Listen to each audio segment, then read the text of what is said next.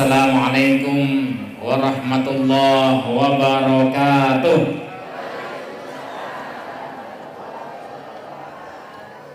Alhamdulillah, wassalatu wassalamu ala rasulillah Nabiyyina Muhammad wa ala alihi wa sahbihi wa man tabi'ahum bi ihsanin ila yaumiddin. Amma ba'd. Bapak-bapak, hadirin yang saya banggakan, termasuk ibu-ibu Aisyah, anak-anakku semuanya, remaja IPM atau IRM sekarang, ya, Pak yang mewakili PDM Ustadz Ngadimin, ya, dan ada Ketua PRM Pak Muhammad Isa, ya. Oh, cabang, Masya Allah. Maaf, dan Pak Panewo, Pak dan Ramil, ya, dan semuanya saja para sesepuh. Alhamdulillah, saya berbahagia sekali bisa hadir di Ngelipar, ya. Ini semacam pesta 5 tahunan ditambah 2 tahun karena pandemi, ya. Jadi ya, orang kadang bertanya kenapa Muhammadiyah bisa maju seperti sekarang ini. Sampai saya terus terang membuat rumusan, di mana ada Muhammadiyah maka di situ akan terjadi kemajuan, ya. Coba saja saya sampai ke Papua. Di sana waktu itu belum ada Muhammadiyah, kemudian saya hadir Ramadan belum ada, kemudian Ramadan berikutnya karena langganan dulu waktu belum sesibuk sekarang, ya. Kemudian kita adakan lagi pengajian. Alhamdulillah sejak saat itu Muhammadiyah didirikan. Adakah bantuan dari pimpinan pusat Muhammadiyah? Pada Bapak Ibu yang ada Ngelipar, saya tanya, ada nggak bantuan dari pimpinan pusat Muhammadiyah? Tidak ada sama sekali. Dari mana munculnya ide untuk membangun sekolah? Dari TK Aba, kemudian SD, SMP. Kira-kira apa yang melandasi? Apa yang dicari? Yang dicari apa? Kita keluarkan uang sendiri, ya. Tidak ada bantuan dari manapun. Yang dicari apa? Ridho. Nih, sesepuh kita nih, Pak Sekretaris PCM kita nih, ya. Ridho Allah. Masih ingat enggak ada tujuan Muhammadiyah yang sempat dimuat pada saat asas tunggal diberlakukan? Itu hingga terbentuknya masyarakat Islam yang sebenar-benarnya itu menjadi, iya, negara yang makmur, yang diridhoi, ya, utama dan makmur yang diridhoi Allah Subhanahu wa taala. Jadi dalam hidup ini yang dicari adalah ridha Allah. Terus saya masih ingat Pak Air Fahrudin, Kiai Haji Air Fahrudin, kalau tidak salah beliau 5 kali, ya, dipilih menjadi ketua umum pimpinan pusat Muhammadiyah. Beliau sudah sebenarnya dari dulu sudah tidak mau melanjutkan, biar ada regenerasi. Nah, hati-hati, saya bilang dalam status saya dulu, ya, salah satu keberhasilan kepemimpinan kalau pemimpin itu berhasil membuat regenerasi, ya. Jangan yang tampil yang muda-muda, yang tua-tua tapi yang muda-muda juga ikut terlibat. Setiap masa ada orangnya, dan setiap orang ada masanya. Disitulah kemudian terjadi pergantian, termasuk nanti muktamar ini.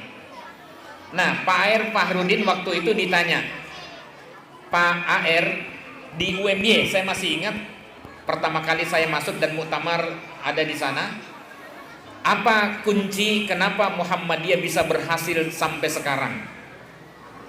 Manajemennya pakai manajemen apa? Masih ingat enggak? Ada yang ingat? Manajemennya apa? Manajemen Pak Air bilang apa ya? Saya juga tidak tahu kenapa Muhammadiyah bisa maju. Ikhlas. Nggih Pak Isa nggih? Masih ingat nggih? Manajemennya apa? Apa ya? Manajemennya ya ikhlas saja. Coba kita lihat dalam diri kita, sekolah kita, Muhammadiyah kita, Aisyah kita. Kalau tidak ada modal keikhlasan, selesai itu. Maka kita melihat ada Muhammadiyah yang sepi, tidak ada kegiatan, tapi ada Muhammadiyah yang tetap semarak. Ikhlas. Karena semua amalan itu muspro, sia-sia, tidak ada gunanya. Ya, kecuali kalau landasannya ikhlas. Niatnya itu diluruskan kalau bermuhammadiyah. Dan saya melihat orang-orang mukhlisin Allahuddin ada di Ngelipar ini. Allahu Akbar. Gitu, ya. Jadi dan saya termasuk selalu ini saya barusan pulang dari Lamongan. Jam 12 malam baru sampai. Jam 12 malam, setelah itu baru bisa tidur jam 2 karena harus ngupload jurnal. Jadi jam 2 tidur sebentar, sebelumnya ya sebelum subuh udah bangun. Ya, tradisi rutin orang Muhammadiyah ya tahajud lah, minta pertolongan sama Allah. Kalau karena bukan Allah, tidak mungkin kita juga bisa hadir di sini. Ya, baru sholat jamaah langsung dijemput oleh Ustadz Ato. Kebetulan mobil PP Muhammadiyah habis, ya. Nah, yang saya ajak adalah Ustadz Ato. Daripada saya tidur di tengah perjalanan, jadi saya gini. Dan apa yang membahagiakan saya melihat adik-adik kita, anak-anak kita. Ya, yang terakhir tadi, Mas siapa? Bastian. Namanya tidak Gunung Kidul banget. Siapa namanya? Aga siapa? Agastya, Masya Allah. Ya, Mas Agastya, dia itu seninya kalau saya kasih nilai 99, nyaris sempurna. Walaupun itu kayaknya seni, tapi penghayatan harus tinggi. Jadi ingat saya waktu masih SMP, saya alhamdulillah, jangan lihat sekarang lebih bermuhammadiyah. Islam berkemajuan. Tapi bukan ini dimaksud. Waktu SMP saya alhamdulillah juara 1 seni tapak suci di DIY. Kemudian juara 1 kelas D. Kemudian juara 1 kelas bergu. Dan juara 1 kelas bebas. Waktu itu berat saya cuma 35 kg. Alhamdulillah kelas bebas kan tidak ada ukuran beratnya kan, yang 100 kilo juga ya kita babat waktu itu, ya alhamdulillah, dan sampai mewakili DIY, mewakili ke nasional. Cuman saya kalah oleh Jawa Timur. Tapi Jawa Timur kalah dari negeri asal saya, Sulawesi Selatan. Kalau yang Bugis Pak. Tapi sudah lama di sini. Kalau Anda main ke Jogja, main ke Kopi Ngaji, saya punya pengajian. Jumlah jamaahnya kurang dari ini. Sekarang 350. Itu pengajian kultural warga Muhammadiyah. Jadi tidak struktural, ya. Alhamdulillah bisa dilihat Kopi Ngaji Syakir, nanti ketemu YouTube-nya, ngikuti ceramahnya di sana. Jadi saya terinspirasi betul menyanyi. Alhamdulillah saya juga dulu penyanyi. Ya, sampai saya ada undangan, Ustadz, oleh wakil rektor itu diminta tolong jadi singer pada acara Milad UMY. Saya katakan enggak salah ini. Saya kan Ustadz, diminta jadi penyanyi, coba pakai surat resmi pula. Saya bilang, waduh, abot iki. Nah, karena diminta jadi penyanyi, saya bilang wani piro. Lah bukan apa-apanya. Nanti kalau saya tidak bagus, itu merendahkan martabat saya. Dan kalau bagus, saya khawatir saya lebih banyak diundang nyanyi dibanding pada ngaji, dan itu menghilangkan pahala saya. Lebih bagus ngaji. Nyanyi itu hanya sekedar hiburan, sambilan, tapi tujuan utamanya adalah ngaji. Di hari ini kita ngaji keikhlasan. Ya, angel kalau tidak Bapak Ibu luangkan waktu untuk ngaji. Ya, tidak mungkin akan mencapai keikhlasan. Sudah ngaji begitu, malam-malam bangun. Guru kami dulu Pak Prapto Ibnu Juraimi waktu di Muallimin ya Pak Sudono. Ini putra-putranya kebetulan saya kenal ya. Ya, alumni sana. Muallimin, muallimat nggih. Ya, apa? Nah, itu kalau mau menjadi mubalik celeleng, maka dia harus membiasakan malam hari bangun untuk sholat. Karena di sana ya fatahajjad bihi nafilatal lak, bertahajudlah, bangunlah untuk sholat, nafilatal lak, sebagai ibadah tambahan bagimu. Sejak turunnya ayat ini, yang tadinya sebelum turunnya perintah sholat 5 waktu, Nabi sallallahu alaihi wasallam bangun, kumil lail illa qalila, bangun pada malam hari ya sebentar saja, tapi untuk sholat sujud kepada Allah.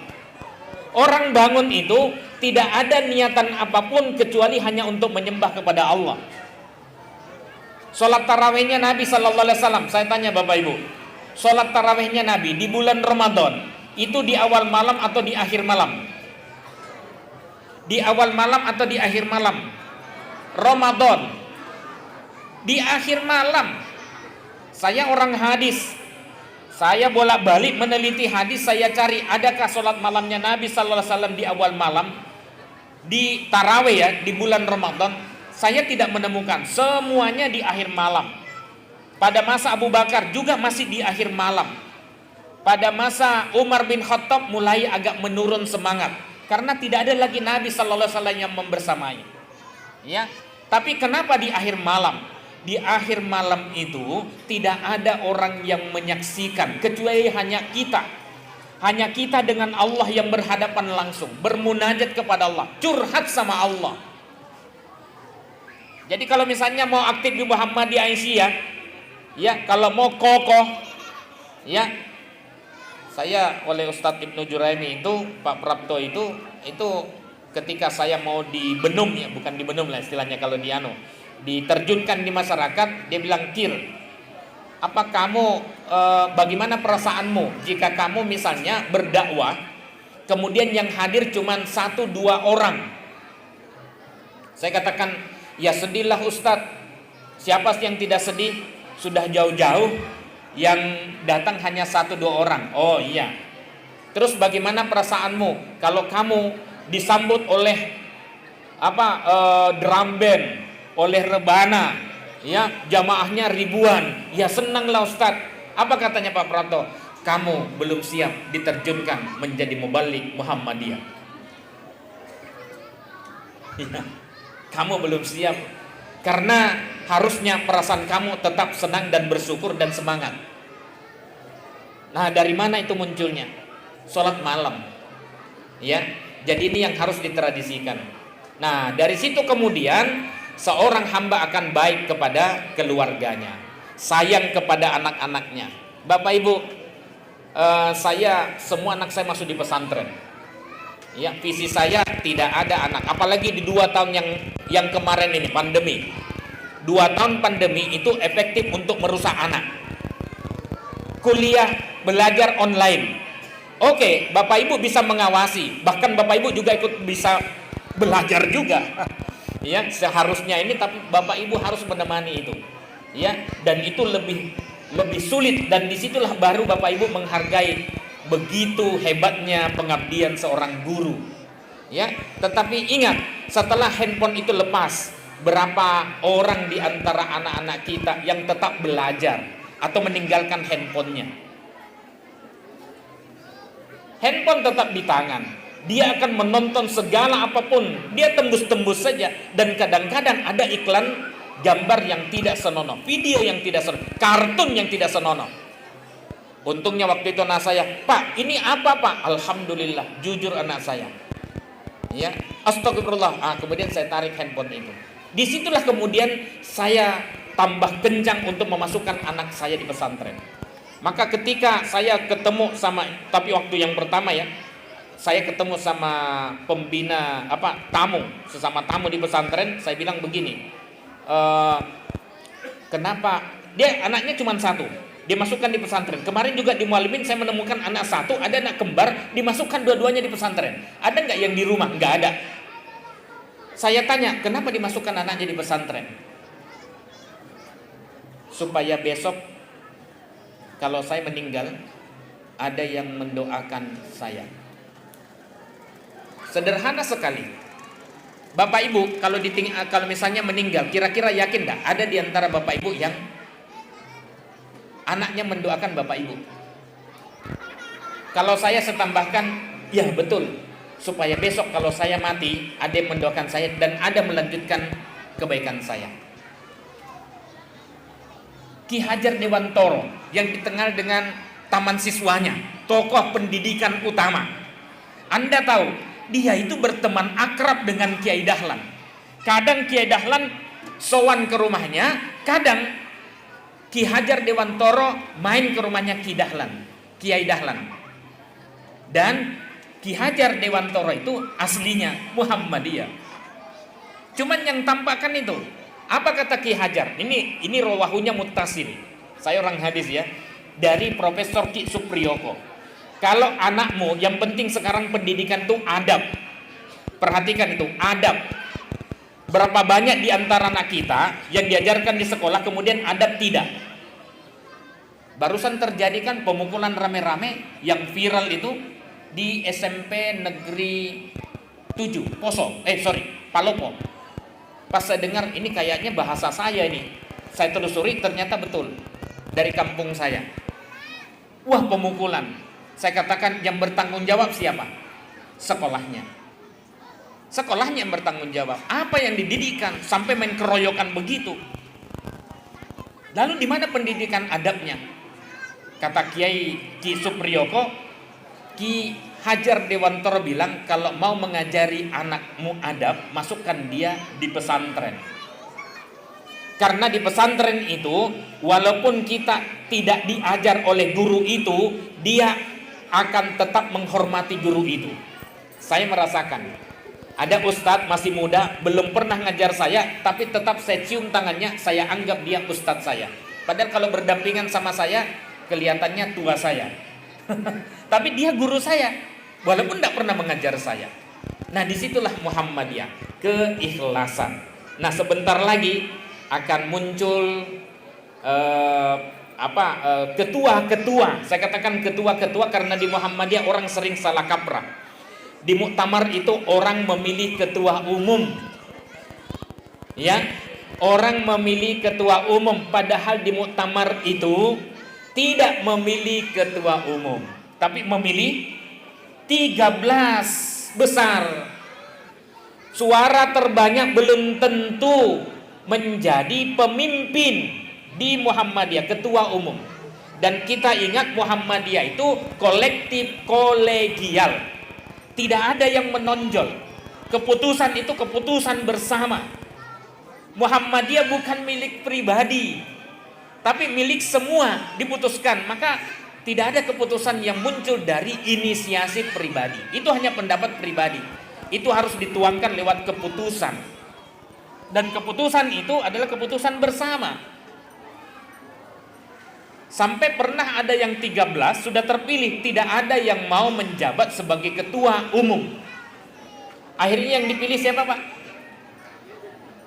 Yang tidak terpilih dari 13 itu malah Buya Sultan Mansur, orang Minang yang tinggal di Pekalongan. Ya, dia jadi ketua padahal tidak terpilih. Kenapa? Ini orang ikhlas, mukhlishina lahuddin. Orang yang tahu betul agama. Ya, dia menguasai Quran, dia menguasai hadis, pandangannya lurus, karismatik, berwibawa. Di Muhammadiyah wibawa tidak laku kalau bawa uang. Bawa. Ya. apa katanya, kapasitas. Nah, ya, jadi bawanya koper berisi tas. Tidak laku. Tidak laku. Muhammadiyah itu kalau ada orang yang keliling-keliling minta jabatan, minta dipilih, malah tidak dipilih. Nggih betul? Ya, tidak dipilih. Itu hebatnya. Ya, kenapa? Karena mempraktikkan hadis Nabi. Kami tidak memberikan amanah kepada orang yang meminta, apalagi harisun, orang yang ambisi untuk menjadi. Berarti ada apa-apanya, ada kepentingan pribadi dan mungkin kepentingan kelompok. Nah, itu hebatnya.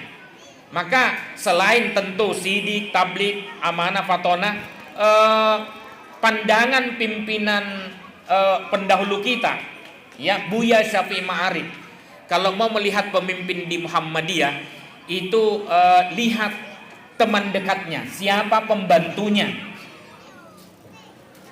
dan bagaimana komentar pembantunya itu. Maksudnya bukan pembantu sekedar rumah tangga, orang dekatnya, bagaimana dia diperlakukan.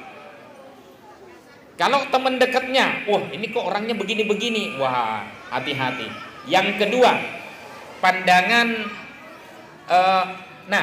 Prof. Din Samsudin memilih pemimpin Muhammadiyah itu jangan dipilih yang ambisius. Ya, tadi hadisnya sudah saya sebutkan. Yang terlalu bersemangat, keliling-keliling ke sana kemari tebar pesona. Ya, hati-hati. Ada sih yang mengatakan bahwa Muhammadiyah, wah ini kok aktif sekali. Sekarang jelang muktamar kok ke sana kemari gitu ya. Ya kalau saya mengaji aja lah. Ya, tapi kalau jelang muktamar kita husnudzon saja. Masa pandemi 2 tahun tidak boleh kemana-mana. Nah sekarang pandemi dianggap sudah lewat, walaupun kemarin hati-hati juga, pandemi sebenarnya belum lewat betul. Ya, COVID itu. Ya. Nah, baru bisa keliling ke sana kemari karena itu. Tapi hati-hati dengan orang yang meminta jabatan. Yang ketiga, kata Ki Bagus Hadikusumo, pilih pemimpin itu lihat dapurnya, apa yang dia makan. Artinya apa? Kesederhanaan. Ya, ada nggak yang tersisa di dapurnya, terus bagaimana dia mensikapi makanan yang berlebihan. Itu Ki Bagus Hadikusumo, wujud dari kesederhanaan. Dan yang keempat, Profesor Haidar Nasir, apa katanya? Memilih pemimpin itu yang sudah selesai dengan dirinya. Artinya tidak ada lagi ambisi pribadi, kecuali hanya untuk berkhidmat, beribadah, berjuang di Muhammadiyah. Itu yang bisa membuat maju kita. Ya. Nah, saya kira ini perlu dipertimbangkan bagi kita semua dalam berkhidmat di Muhammadiyah. Kalau kita lihat ayatnya Bapak Ibu, wal takum minkum ummatun yad'una, ayat Muhammadiyah itu ada ayat sebelumnya Bapak Ibu. Ali Imran 102 kan? Apa itu? Ya ayyuhalladzina amanutaqullaha ittaqullaha haqqa tuqatih wa la tamutunna illa wa antum muslimun. Dasarnya semua iman dan takwa. Kalau tidak punya iman dan takwa, orang sulit untuk berjuang di Muhammadiyah. Biasanya terpental sendiri, gerah sendiri. Oke? Nah, kemudian setelah itu berorganisasi, wa'tasimu bihablillahi jami'a. Berpegang teguh pada tali agama Allah. Wala tafarraqu, jangan pecah belah. Kalau sudah konsep kita sepakati bersama, kalau di Muhammadiyah kan dasarnya Quran dan Sunnah, ini hablum minallah, ya. Kemudian konsep disepakati, udah laksanakan. Jangan pecah belah lagi, jangan membuat program baru yang tidak disepakati oleh hasil muktamar atau misalnya hasil keputusan pimpinan daerah. Ya, nah ini wadkuru nikmatallahi alaikum, dan selalu ingat berzikir kepada Allah. Nah, kita bersyukur alhamdulillah Muhammadiyah sudah akan mengadakan muktamar ke-48. Mudah-mudahan Allah membantu kita dengan doa kita, karena kita tidak bisa cawe-cawe, memilihkan pemimpin yang bisa membuat Muhammadiyah tetap bermartabat, tidak terkooptasi oleh siapapun. B, amar ma'ruf nahi mungkar, tidak berkompromi dengan kemungkaran. Itu hanya bisa dilakukan kalau Muhammadiyah mandiri. Tapi kita tetap harus bekerja sama, khususnya dengan pemerintah. Ya, kerjasama itu dengan organisasi-organisasi yang lain. Nah, kalau misalnya kita tidak mandiri, maka kita akan diatur oleh yang memberi bantuan. Banyak terjadi di ormas-ormas yang lain. Alhamdulillah Muhammadiyah sulit dimasuki karena bukan main. Amal usahanya 176 perguruan tinggi Muhammadiyah, bukan saja di Indonesia, ada juga di luar negeri, ada di Malaysia, ada di itu. Jadi gerakannya silent. Rumah sakitnya sekitar berapa Bapak Ibu? 600-an. Sekolahnya SD SMP mungkin sekitar 4 ribuan, mungkin malah lebih. Luar biasa. Ada nggak amal usaha atau masyarakat yang punya amal usaha sebesar Muhammadiyah? Anda tidak akan ketemukan. Di mana kuncinya? Kuncinya keikhlasan. Wassalamualaikum warahmatullahi wabarakatuh.